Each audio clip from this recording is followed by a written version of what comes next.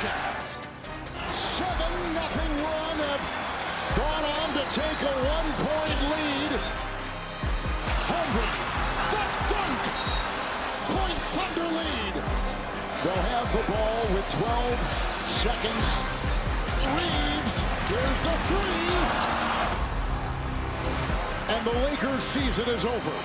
Thunder have won and swept and are headed to the Western Conference Finals. Thought the Lakers might have had it there at the end, but no. Hello, welcome to First Take, everyone. Jay Williams is here with me in New York, and in Los Angeles, Cameron is with us again, and Stephen A. Smith. Good morning, guys. How are you? Good morning. Good morning. How y'all doing? Jay, how you doing? Big bro, how you doing, man? What up, baby? Good to see you. Thank you for having me back. I really appreciate it, man. Thank you very much. What's up, Shay? Good morning. Good morning, Jay. Hello. Hello. I approve the suit. All right. I approve, my brother. I approve. Way to go. Everyone looking fly this morning. We're going to get right into it since you guys are in the City of Angels. That is where we go. The Oklahoma City Thunder reflect. Obviously, we fell a little short, obviously, but I mean, I'm not looking at, my year as a disappointment. That's for damn sure. Especially, I was put into some positions I've never played in my career before, actually in my life. I've never been a third option in my life. So to be able to allow me to lead them under extreme circumstances, that was pretty cool for me at this stage of my career. So LeBron obviously reflecting back on this season and last night, but we're going to open that up a little bit further. LeBron has spent 8 seasons in LA. Jay, Will, you start first here. In terms of reflecting back on the 8 years he's been in Los Angeles, because we don't really know what the future holds for LeBron, how would you evaluate that? It's been a success. I mean, it's been a hell of a ride. I mean, the guy has averaged 27.1 points per game, 8.5 rebounds, and 8.1 assists for his tenure with the Lakers in his 8 seasons. He's been to 3 Western Conference Finals. He's won an NBA championship, which we've had this debate on this show multiple times, which some can demise that it's maybe one of the hardest championships to ever win due to the state of being away from your family and being isolated during the pandemic. And all, but last biggest point, the team's valuation has gone from $3.3 billion when he came over in 2018 to $10 billion, a $10 billion valuation. Now, look, I know media rights and other things have to do with that, Shay, and Cam and S.A., but the global relevance has carried on, the fact that the brand has risen, and ultimately, at the end of the day, whether LeBron James retires a Laker or not, to sit there and look at the body of work that he's put together still at this stage of his career. Now, look, they got swept. My man at 41, without their star player, Luka, with Austin Reeves coming back from injury late, averaged 27-7 and became the guy again. And just to his point, y'all, I'm going to tell y'all something. I give him a lot of credit. To not be the same player he was, but still to play different positions and do different things that J.J. Redick needed him to do, then to revert and become the guy again at 41 years old. I mean, I give LeBron James a standing ovation. I think we're watching probably the greatest player all around that the game has ever seen. Cameron?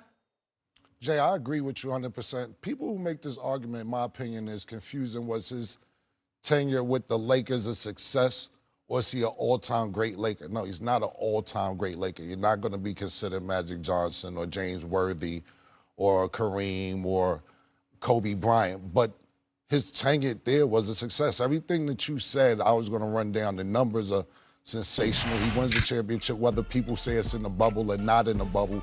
He won a championship there. But I think one of the biggest points, Jay and Stephen A., is this, right? When he got there, people will say, before he got to the Lakers, they'll say, LeBron always gets to where he wants to go. He wants to Miami and play with Bosh and play with D-Wade. Then when he got back to Cleveland, he got rid of Wiggins and got Kevin Love. So what happens when he gets to the Lakers, right? Who's his GM? His GM is Magic Johnson. So therefore he could fall back. Magic Johnson's gonna take over the wheels. I don't have to say I want this player, take this player. What happened? Magic Johnson doesn't talk to LeBron. First of all, he doesn't even draft Fox. He gets Lonzo Ball. Or Jason Tatum. Yeah, or Jason Tatum. And I seen you complain about that a few times, saying your only problem with Magic Johnson in life is getting Lonzo Ball. So you don't get Lonzo Ball, and Where does Magic doesn't have a conversation with LeBron. He doesn't have a conversation with Jeannie Buss. Where does Magic Johnson say he's not doing his job anymore? On this show. He comes up here and says, well, in credit to this show, that's how popular this show is, and said, I'm not doing this anymore. So then what does LeBron do? Put his GM hat back on, go get Anthony Davis, and they won a championship. So I want to give credit to LeBron being a Laker, all-time great Laker, no, but his tenure with the Lakers was a success. Magic was the president of basketball operations at the time. Pelinka was your GM. But here's the deal. Neither one of y'all are wrong. You're not wrong. I mean, listen, we can compartmentalize and a lot of things. But I will tell you right now, Jay, Cam, Shay, this season, to me, solidified a level of greatness for LeBron that has gone vastly underappreciated. First of all, his condition in itself. At 41 years of age in his 23rd season, he was the one on the damn basketball court in the playoffs. It was Austin Reeves and Luka Doncic, two dudes that are a decade plus younger than him that were injured with their oblique and hamstring injuries, okay? Ultimately, Austin Reeves came back, but Luka could not. You know, LeBron had to go out there, and this is after he had to defer to be a third option. And let's think about this for a second here. This is a guy that's on the Mount Rushmore of basketball, one of the greatest players to have ever played the game. Like he said, he had never been a third option in his life, okay? But he gets on the basketball court this season, and they want him to be deferential. He missed his first 14 games of the year, I understand that, but they want him to be deferential to Luka and Austin Reeves, to step back and do what he did, to lead that way, to play center at times, to play point forward at times, to be the third option a vast majority of the time, and to still play the way that he played, and the Lakers to be on the run that they were on this season, even in the midst of San Antonio going 26-2 over a 28-game stretch. The Lakers were still where they were because they kept winning too. It's just that San Antonio was on a 10. Of course, Oklahoma City was Oklahoma City. To see all the things that LeBron did this year, you can't say enough about his leadership. You can't say enough about his commitment to winning. You can't say enough about the excellence. And I look at it from that standpoint. Now, to lose 6 of your last 7 playoff games is something people are going to bring up because that's what happened. Again, that's not his fault. What did you have to work with? All right? You're going to look at it from that standpoint. I give him major credit, Jay, for winning the championship in the bubble. People say, oh, people didn't want to be there. Well, that's their damn problem.